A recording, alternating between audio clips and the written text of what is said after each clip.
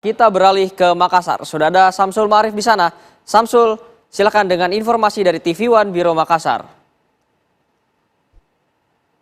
Baik, Duhan dan pemirsa, dari Biro Makassar kami akan menginformasikan terkait dengan peristiwa pesawat jatuh ATR 42500, dan saat ini kami berada di Posko Tompo Ladang di Kabupaten Pangkep, Sulawesi Selatan, di mana tentunya perkembangan terbaru menyebutkan bahwa saat jenazah korban pesawat ATR 42500 yang jatuh ini yang berjenis kelamin perempuan sudah berhasil dievakuasi hingga ke Rumah Sakit Bayangkara Polda Sulawesi Selatan. Jenazah tersebut semalam tiba sekitar pukul 10 waktu Indonesia Tengah. Dan tentunya saat ini akan ada upaya proses identifikasi yang akan dilakukan untuk mencari tahu identitas dari korban. Dan sementara itu, untuk satu jenazah lagi yang sudah diketemukan saat ini masih menjalani proses upaya evakuasi, yang berjenis kelamin laki-laki posisi terakhir masih berada di Kampung Baru, Kabupaten Maros, Sulawesi Selatan, karena memang proses upaya evakuasi yang dilakukan tim SAR gabungan ini mengalami kendala cuaca buruk di lokasi, sehingga tim SAR terpaksa harus bekerja ekstra keras untuk bisa mengantarkan jenazah ke lokasi yang bisa diakses oleh kendaraan roda 4, karena informasi yang kami peroleh bahwa di Kampung Lampeso kemudian menuju ke Kampung Baru itu aksesnya sangat susah, terjal juga, sehingga sangat menyusahkan atau menyulitkan bagi tim relawan untuk melakukan proses evakuasi ke lokasi yang bisa dijangkau oleh kendaraan. Tentunya kita berharap agar proses evakuasi ini bisa segera dilakukan sehingga korban yang sudah berada di tangan para relawan ini bisa diantarkan ke Rumah Sakit Bayangkara juga untuk mendapatkan proses identifikasi oleh tim DVI Polda Sulsel. Sementara itu, upaya evakuasi, upaya pencarian korban yang saat ini masih ada 8 orang yang belum ditemukan, masih terus dilakukan.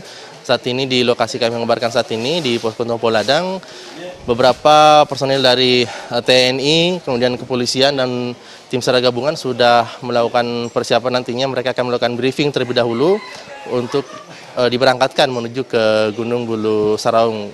Meskipun sebenarnya di Gunung Bulu Saraung ini juga ada potensi SAR gabungan yang tinggal ngecamp menginap di Gunung Bulu Saraung. Hal ini dimaksudkan agar lebih mempermudah upaya proses pencarian, karena medan untuk menuju ke lokasi juga sangat terjal, sehingga keberadaan tim yang standby di Gunung Bulu Saraung ini bisa lebih mempersingkat waktu untuk melakukan proses pencarian. Namun tentu saja ini juga akan sangat bergantung dengan kondisi cuaca, mengingat kondisi cuaca di tempat kami mengabarkan ini ataupun di puncak Gunung Bulu Saraung sangat tidak menentu.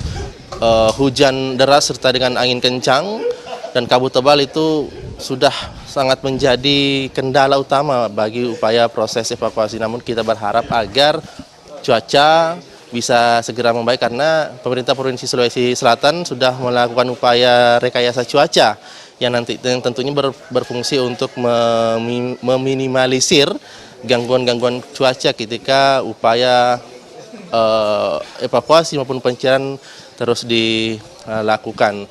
Dan seperti kemarin, potensi SAR yang akan dikerahkan ada sekitar 8 seru yang dikerahkan untuk upaya pencarian, dan kemungkinan jika personel tim SAR gabungan terus bertambah, kemungkinan akan ditambah menjadi beberapa seru. Tentunya ini dimaksudkan agar lebih mengefektifkan proses pencarian. Dan memang kendala cuaca yang menjadi faktor utama ini, jika nantinya banyak tim yang bergerak, mungkin akan bisa lebih mengefektifkan upaya pencarian yang akan dilakukan. Kita masih menantikan seperti